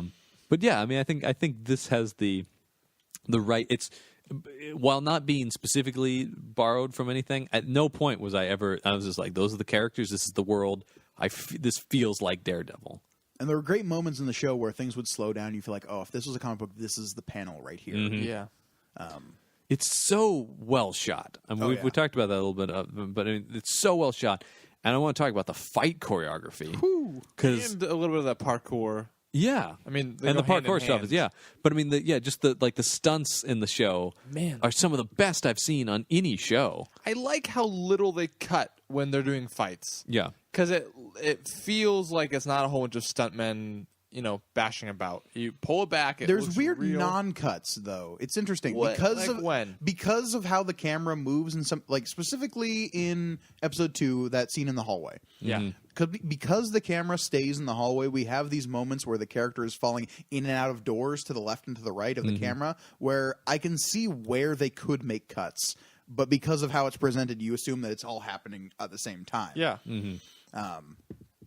So I think it's not necessarily seamless filmmaking, but it's presented in that way, and that's why it's so freaking cool. I think it is seamless filmmaking. I mean, Well, I okay. don't see the seams. Sure. I can where you're talking, you can intellectually know that's probably where the seams are. Right. But I was told visually that they're not were present. 0 in that hallway fight scene. Oh, really? That it is legitimately one take. I mean, one. Well, it's one take, one but shot, and that they only had a matter of days to coordinate that, not weeks. No, which is damn. awesome. But it is one take legitimately, but who's to say that a stunt guy didn't go into a room and then Charlie Cox came out of that room? Right. Sure, that happens all the time, Right. but no, that's the thing. What I'm talking about, the seams are that would be.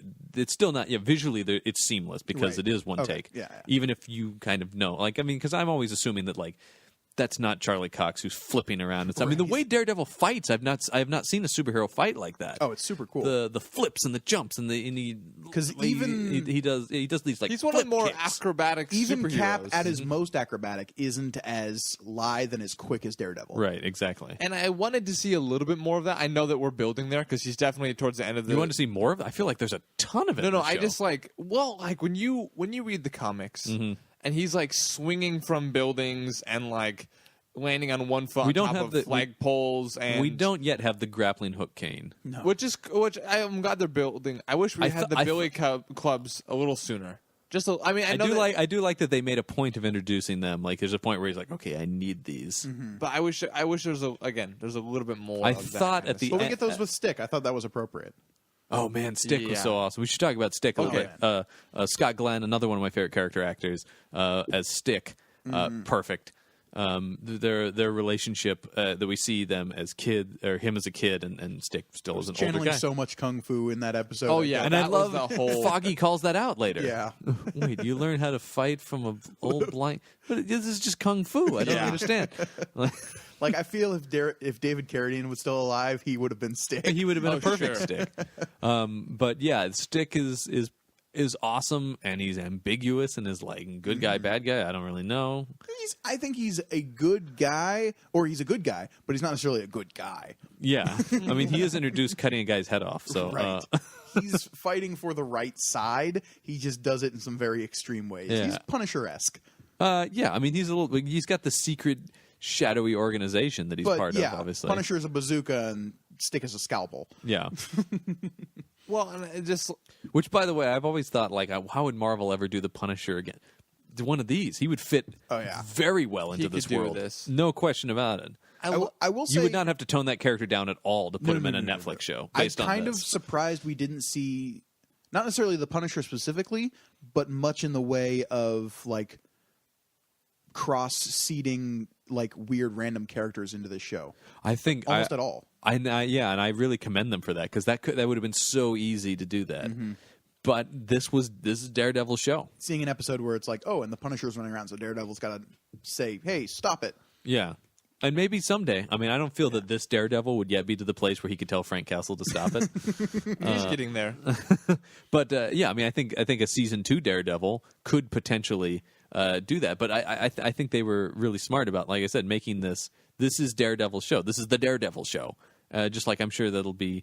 I mean, we have Luke Cage in the Jessica Jones show as well. But I mean, Iron Fist. Yeah, and Iron Fist. But I'm saying like that these are the spotlights of these characters. So then when they do come together, that's going to be even cooler. Yeah. Because we've really spent so much time with them specifically. I mean, people have talked about how developed these characters are in a way that maybe some of the movie characters aren't. And I was saying this to you the other day. I feel that's kind of unfair because they have 13 hours and Cap has 2 or whatever. You know. Cap has a sum total of like 6 hours all told right now. Exactly. And so I'm just saying, like, of course they're more developed. Yeah. How could they not be? But I think they could not be, and that would be tragic. But the fact that they are that developed is what's great about these shows. They had this opportunity to do this, and they really took it and ran with it. And we can commend into the water for out of the park into the water, as we often say. We can really commend Stephen S. DeKnight and Drew Goddard for doing that. I mean, part of the Church of Whedon, those are definitely like they're both alums from Buffy and Angel. Absolutely. Because it was DeKnight who helped like showrun Angel as well. I believe. I think so. Yeah. And I definitely got a sense of that with this show. It's like, oh, so if Angel was made today, this is what it would look like. Awesome. Yeah, I mean that noirish kind of city at night kind of thing that was. I mean that's part of the Daredevil comics as well. I mean, like there's clearly these are guys who get this character in a big way, and are obviously the right people to do this. Oh, definitely. 2 things storytelling wise that I really enjoyed. Episode 7 is the episode with Stick. Yes. Episode 8 is the Wilson Fisk origin story. I thought that was awesome to put those back to back. I think that was a good call on that and part. Not too soon. You know, it wasn't like episode 2. Here comes Stick. You know, I mean, like they let him build for a while. The way that they pick and choose the way to do flashbacks. We do them sometimes. They rolled Matt Murdock's origin story in such a great way that, like, we have the whole picture by the end of the. But they season. don't do it in every episode. No. Because I could easily see. And this is something that's driving me insane on network television right now. Is like this whole idea? Arrow. Every episode has to have 4 flashbacks. Arrow is killing me with that. Is it 4 every time? And several, at least. But I mean, several shows like. are doing this thing now. And you know what I blame? And as much as I love it, I blame it. It's Lost. It created this whole thing about the jumping back and forth in timeline. But they had like 27 characters. When you have the one character, because I easily could have seen Daredevil turn into that.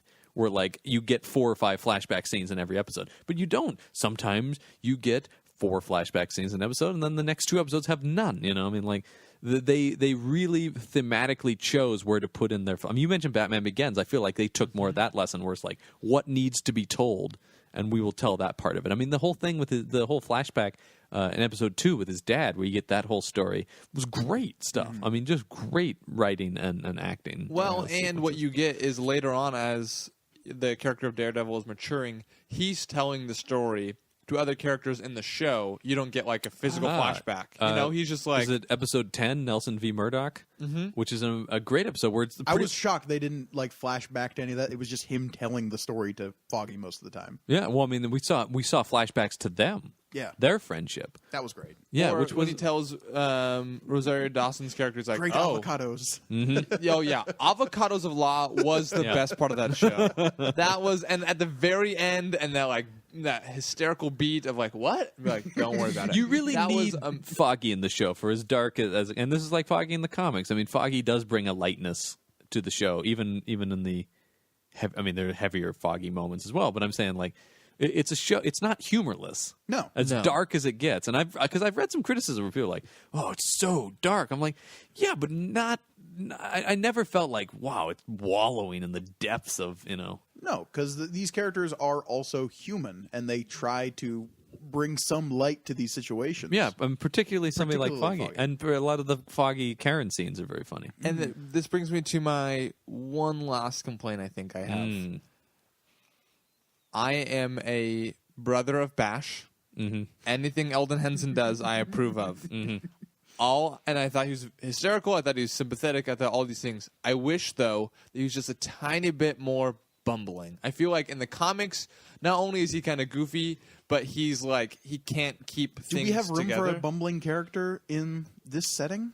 I feel like yeah. You're right. He's more bumbling in the comics, but I do feel like on a television show, that could become annoying very fast. Oh, I'm not saying do it to the level. What was that character's name on Brave Star? Who's the minor? I can't remember that. Fuzz. Yeah. I'm not saying we're Fuzz. Oh, I'm glad level. we finally referenced Brave Star. Fuzz on this For all show. you Brave Bumble. Star fans out there. Yeah, there's a lot of people. Do yourself a favor, look up Brave Star on YouTube. Strength You'll of be a bear. speed of a puma. So awkward. Yeah. That theme song is so awkward. Hey, he's saving the planet of New Texas. Okay, That's right. Whatever way you got to do. Like it. I said, With his look cow- up Brave Star with on his- YouTube. Do yourself a favor. You'll discover the most hideous creation the 80s have ever He's wrought. saving New Texas with his cowboy hat and his catcher's gear. I'm not even saying bumbling in the sense of a Fuzz or something like that, or Orko from He-Man. But what we These are the go-to references for bumbling that's how characters. I know that like we're it. bumbling. Yeah, from but 80s think about cartoons. like you just referenced Lost. Think about Hurley from Lost. He's not bumbling and like he's the biggest idiot in the world. He tries to do something and it doesn't work out, or he puts his foot in his mouth. We saw that a little bit in this. I wanted to see a little bit more because right now he's a really nice guy. Karen should go for that guy. He's around. But he does have. They do actually create a love interest for him, or they don't create one. They introduce one. Oh, That was really his interesting. ex. Yeah, Marcy was her name. yeah. Who Marcy. I'm pretty sure he marries her in the comics. Really. which is great. Yeah. I just felt like there could have been a little bit there's more. There's of like a that. block in my head about, but he marries somebody. I'm pretty sure her name is Marcy. Isn't Foggy dead in the comics right now? No, No. No, not I seem as to remember Wade's run. He's still alive. Oh, okay. Nope. I seem to remember some instance where Foggy Nelson died. I don't know. nope. Okay. Anyways, I feel like A lot of other people are dead. Oh, sure. I feel like he could have been just a little bit more aloof and lovable that way. You know what I'm I saying? mean, I He also had a much better fashion sense than I expected him to have. I mean, he looks good in that show. he looks fine. I mean, yeah. I wanted They're lawyers. They wear suits. But he, like, I feel in the comics, he's always like in the tweed and the bow tie as opposed to like the sleek silk suit. And He's you definitely know? got. Outside of Doctor Who, I don't know if we have room for tweed anymore. What? Have they taken all the tweed zones? Tweed is gone. Tweed is dead. Everybody. You didn't hear Tweed died? Tweed died. Apparently not. You can't see me right now, but I'm in a full tweed jumpsuit. Yeah. So It's a bold fashion statement, That I my will be friend. A tweed onesie. that I will be burning when I get home. Apparently, Because Tweed died. Yeah, I don't want to Those be out. be careful you Hey. don't inhale any of the tweed fumes. I know that Those could be deadly. My uncle I know died that from I'm tweed the guy fumes. in the tweed jumpsuit talking right now, but I would never want to be outside of the fashion sense. So I need to burn that when I get home. Karen, though, we just talked about fogging. We kind of talked about Karen and back. Here's my question. Yes. We know in the comics, more spoilers for everybody, that she eventually goes a little crazy, gets a little drugs. A little crazy. Goes off, and she reveals Daredevil's secret. For drugs. For drugs, right? However, when she comes in on this show, there's already sort of a sordid past there. Yes. Is that foreshadowing of a potential future one, or is it kind of like I took it as an acknowledgement of we know that's where she goes in the comics, but we're not going that way. But here's some of this. a little bit to say that she Yeah. might have had that tendency if we would have gone that way? And then, I mean, potentially, but I don't. They're so. I don't think They're they're obviously so not tied to canon that I can't imagine that they could go that way or not. and it's see. amazing they're not tied to canon, but it doesn't feel disgraceful. It No. feels like Like I said, very I feel in like tone. they're making the decisions they need to tell this story. Oh, yeah. But with complete respect for these characters, Absolutely. and they so get them that I'm willing to follow them wherever they go Yeah. with it. What would you guys want to see the most out of season 2 of Daredevil? It's easy. It's one word, and it's bullseye. I was gonna say. Are we all completely agreeing on Bullseye. this? Oh my god, that's kind of awesome. Yeah, no question about it. I mean, and close second would be hints at, or maybe even appearances of Elektra. Yeah. Elektra and more ninja stuff, like hands. I want to Yeah. see more. Like, we'll go down that rabbit hole, please. Bullseye. I was really surprised that they dropped no hints at Bullseye. 0 references to Bullseye. Yeah. Simply because he's such an iconic Daredevil character. I mean, He's he's a villain to the Marvel Universe in general, but he is specifically an yeah. antagonist for Daredevil. Definitely. I mean, Wilson doesn't Fisk miss. is your arch nemesis. So Wilson Fisk, at the end of season 1 of Daredevil, Wilson Fisk is in prison. Yes. Also, that last shot of him just staring at the blank white prison wall, that is so good. That they set that whole the motif of that with the wall of him as a kid, the white painting that he bought, and then the wall in the prison cell at the end was just brilliant. Yeah. That's Like brilliant they knew what they were filmmaking. doing. Yeah. But so end of this season, we get Wilson Fisk in prison. Yes. Do you think he meets Bullseye in prison? Possibly. Or has he already hired him to break him out of prison? See, this is the thing I was going to say. He's going to get out legitimately because that's the way the Kingpin works. Oh, yeah. He's going to find a loophole in the legal system and get out of jail. The Kingpin doesn't break a out of prison. loophole for publicly being like, anybody who follows me, you're going down. Live television. He buys off a judge. He buys off a jury. Sure. Whatever. Oh, Okay. this So is what he does. legitimately, as in Because I mean, more corruption. As you get into later Daredevil comics, you see a real frustrated Matt Murdock where it's like, nothing we do can put this guy away. He just keeps finding a way out of it. Do you think we're going to see Vanessa die in this next season? Or go into a coma like a la Ultimate Kingpin?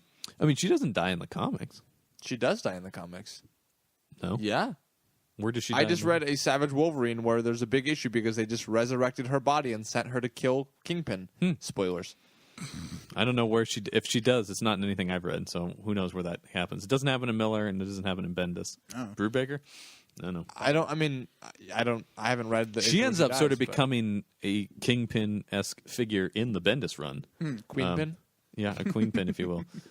Because they have a son. She ends up killing the son, actually, because he betrays Wilson Fisk. This is all Sure. stuff It's a happy if family. you've read Comic the book Bendis stuff. run. So maybe she does die in a later thing that I haven't read, but Because when was the Bendis stuff written? that would have been like early to mid-2000s. So there's been plenty. I of have Daredevil since then. yet to read the Brubaker run. That's the next thing I want to read of that. Is that the most current? Is Brubaker after Bendis? Brubaker's after Bendis. I mean, didn't at some realize point, that. It was between- It goes Bendis, Brubaker, Diggle, Wade. John Diggle? Bodyguard of somewhere in there, Daredevil died and came back. Yeah. I don't know about in that era. In that, No. Between when Bendis stopped writing it and the present day, there is a chunk of time in which Daredevil died and then came back. He's kind of possessed a little bit. Well, that's the Shadowland stuff. where Yeah, he that's where the he Diggle stuff. He becomes That's like the head of Diggle? the hand. Diggle, yeah. Okay. You know that character is named after Andy Diggle, the comic book writer. Right? Yeah. Okay. That's why I made the joke. Sorry. Yeah. I wasn't sure if you do it. Yeah. Referencing back to Who that. wrote The Green joke Arrow of the Year joke. One? Just like when was it Spock quotes Sherlock? Yes. Talking about Sherlock it. Holmes in Star Trek 6. Yes. Yeah. It's like who quoted who first? Yeah. Whose father? Spock also says in that only Nixon can go to China and says it's a Vulcan proverb. That's right. It's a great movie. Go watch Star Trek 6, people. Or Daredevil. I would say go watch Daredevil. You've probably already watched Daredevil. But would so you guys next wanna thing see, is obviously to watch. Would you guys want to see Star Trek 6. Elektra? in- Yes. Oh, very much so. That would be the I second don't know thing. if we necessarily go straight into all of the Elektra storyline, like an end of that season with Bullseye killing her or whatever. I think that's too much too fast. No, but I don't I think would like that's to what you see Elektra in it. Yeah. I think we set her up as like an agent of the hand and stuff. Mm-hmm. We definitely go down the hand rabbit hole, I think.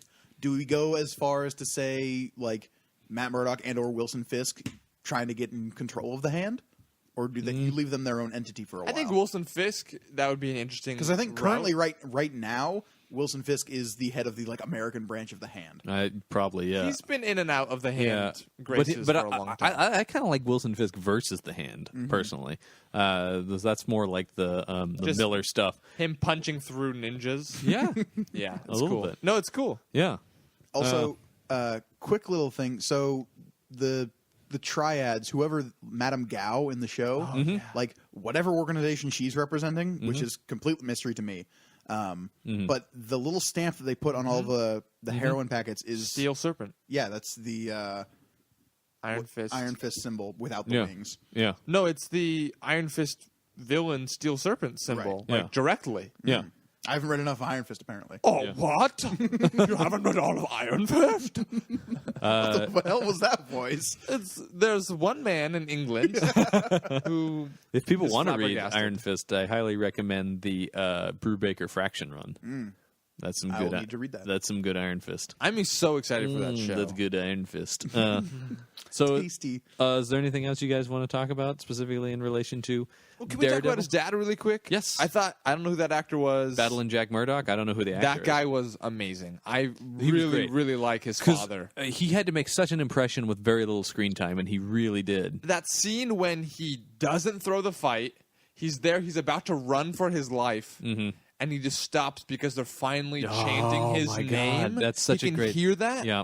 Oh my gosh. And Daredevil is one of those instances of the Marvel Universe where he has such... John Patrick Hayden is the name of the actor Thank who you. plays Jack Murdock. Thank you, John Great- Patrick Hayden, for Great your performance. Yeah, great performance. Seriously, but what you get is like Daredevil and Spider-Man and these people who have such heroic mentors or Yeah. people to look up to. I mean, him not throwing the fight Yeah. is like a very heroic, I'm going to do the right, non-corrupt thing, setting this destiny for my son. Yep. And then calling and making sure he's taken care of. And Yes. I mean, all of these things.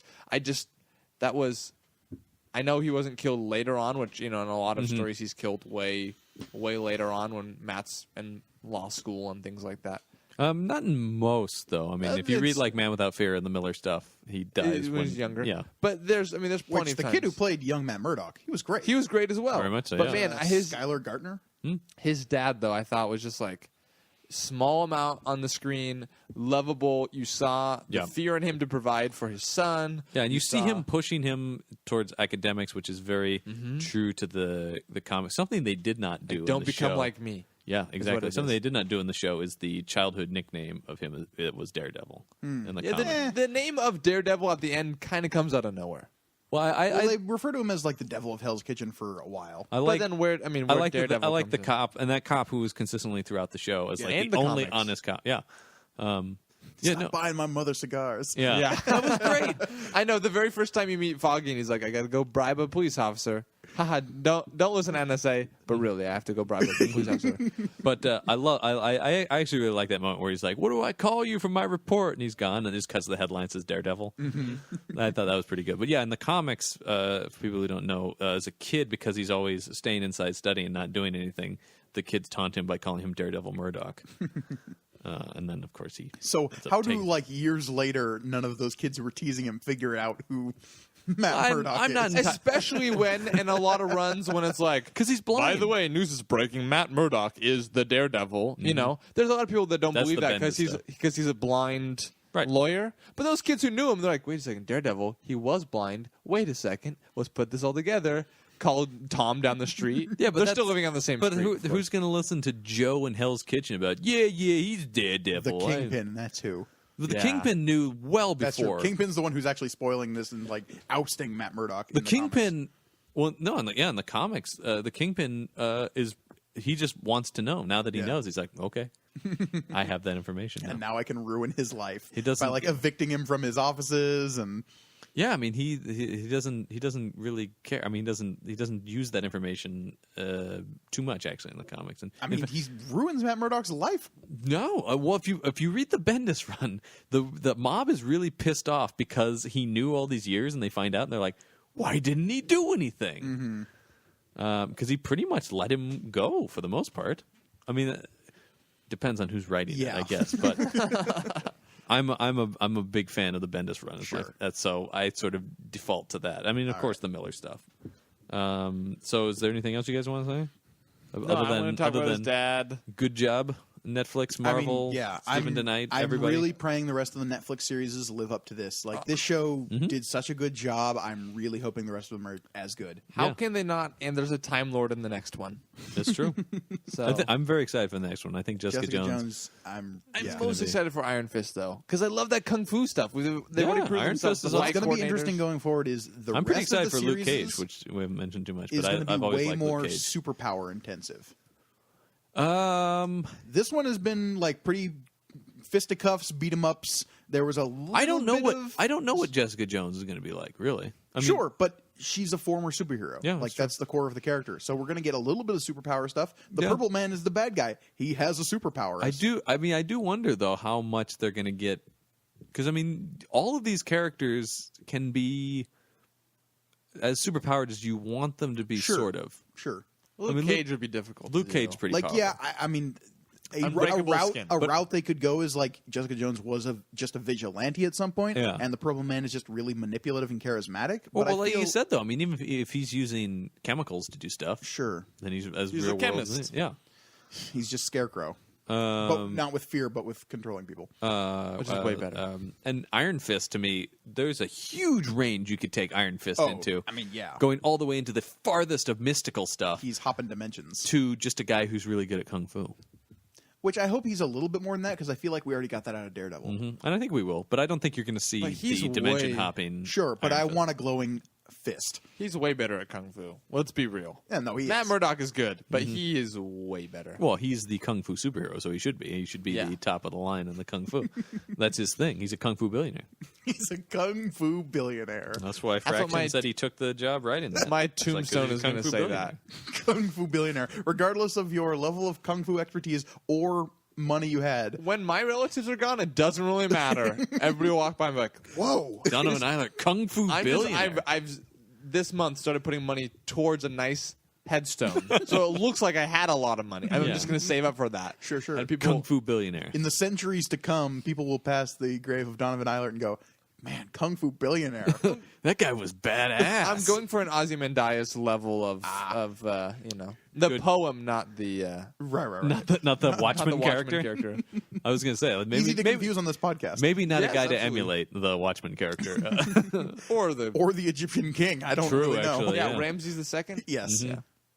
I mainly know that through Breaking Bad. I do love Ramses though. All of the Ramseses. All of the Ramsay. I Ramses. publicly want to say that Yeah, I think that's it. the ramifications The are Ramsay. huge Yeah. for me. So were their temples. Yes. Cool.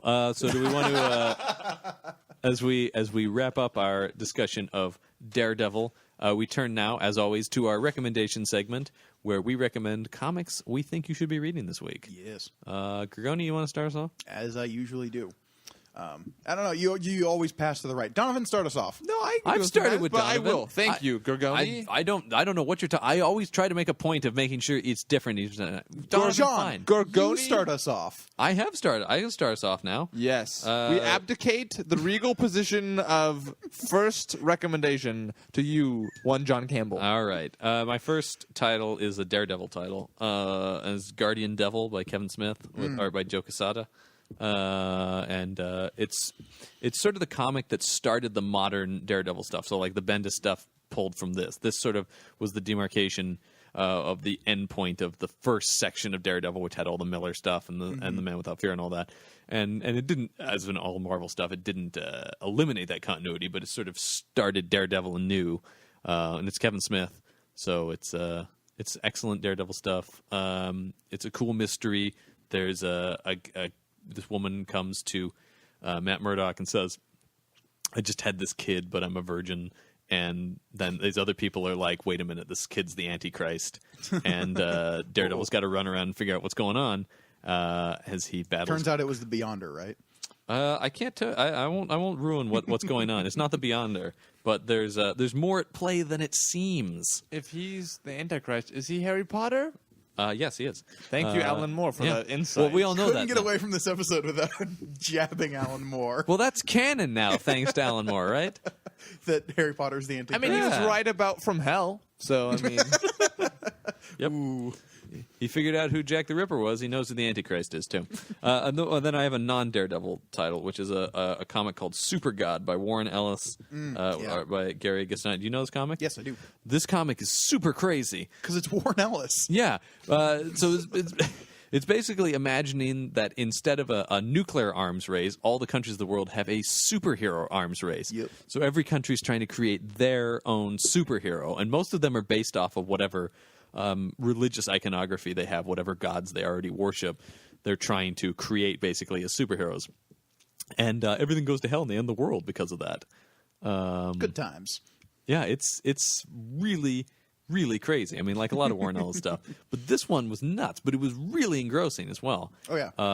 It's a thoroughly engrossing read. I highly recommend it. oh as well. yeah, it's an excellent comic for those out there who like something a little bit stranger. And if you like Warren Ellis stuff, you probably are in for that. Okay. Or have already read it if you like Warren True. Ellis stuff. That's true. Gorgoni, do you want to go now? Yes, I will go now. It's like dealing with children with you two. Thank you. Man children, to be fair. Yeah. All right, fair. I pay bills sometimes. Yeah, okay, that makes you a man child. then. Sometimes. Don't tell the IRS. Don't tell the IRS about the other times. I just have one recommendation this week. It is yet another webcomic. It What? is. I like repping the webcomics. All right, What can I all right, say? all right. Mostly because I still have my entire other comic collection to fall back on once I run out of these. That's true. But the comic I'm recommending this week is The Last Halloween by Abby Howard. Okay. It's a great supernatural kind of horror comic. It features this little girl named Mona who's traveling around with some like monster. I don't want to call them friends, but they're monster sidekicks. And basically the world is coming to an end because monsters are coming back and killing everybody. So like all the monsters we Bad feared news, as man. children under the beds and in the closets, they're real and they're lurking out in the shadows. And as soon as the door is opened so that they can all come out, everyone's going to die. Cool. So, like, she's trying to adventure around, trying to find some kind of solution to this monster apocalypse that's killing millions of people, even as she's adventuring. Cool. And where can people read that? They can read it on the internet. So just Google. The Last Halloween, I believe, is the website, lasthalloween.com. I'm not 100% on that, unfortunately. But it is a great comic. Abby Howard was on the internet reality show Strip Search. It was run by the Penny Arcade guys, where they were trying to find like the next big webcomic creator. And they did? they did. It wasn't Abby Howard. She didn't win. But Why don't you tell us about a winner, Gorgon? No. but it's still a great comic. I recommend everybody read Daredevil Yellow. Yes. It is Jeff Loeb and Tim Sale. Union that is the most holy and the most perfect. I love anything they've done so far. They have yet to drop the ball on anything, But except for making more comics together. yeah, exactly. It's like, why stop? And where's Captain America White? Yeah, well, where is Captain America White? Anyways, we're not talking about Captain America White. We're talking about Daredevil. We can't talk about Captain America Yellow. White, so I'm going to talk about it on my other podcast. You should listen.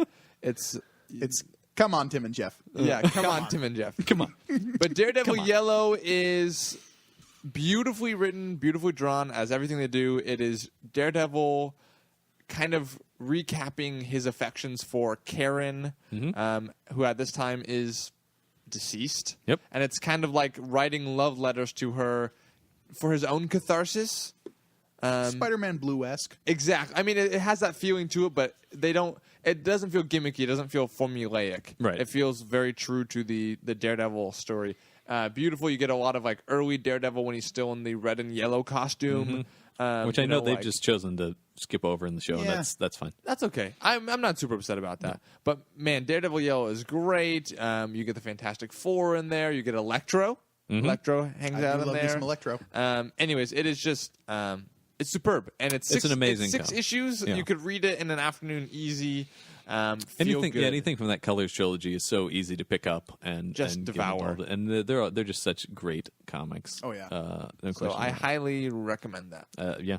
I would second that recommendation. So if you like our show and want to get more involved or whatever, you can follow us on Twitter at Panel on Panels. We're also on Facebook as Panel on Panels, or you can email us panelonpanels@gmail.com.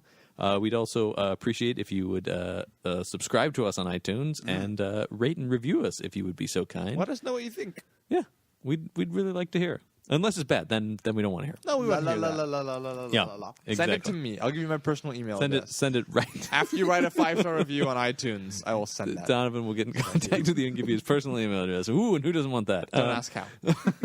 So I think that's going to do it for Panel on Panels this week. I'm John Campbell. I am currently Mike Gorgoni. And I will always be Donovan Eilert. Keep reading comics, everyone. And remember, #Archie is our stalwart. #Archie is our stalwart. Hashtag Archie is our stalwart.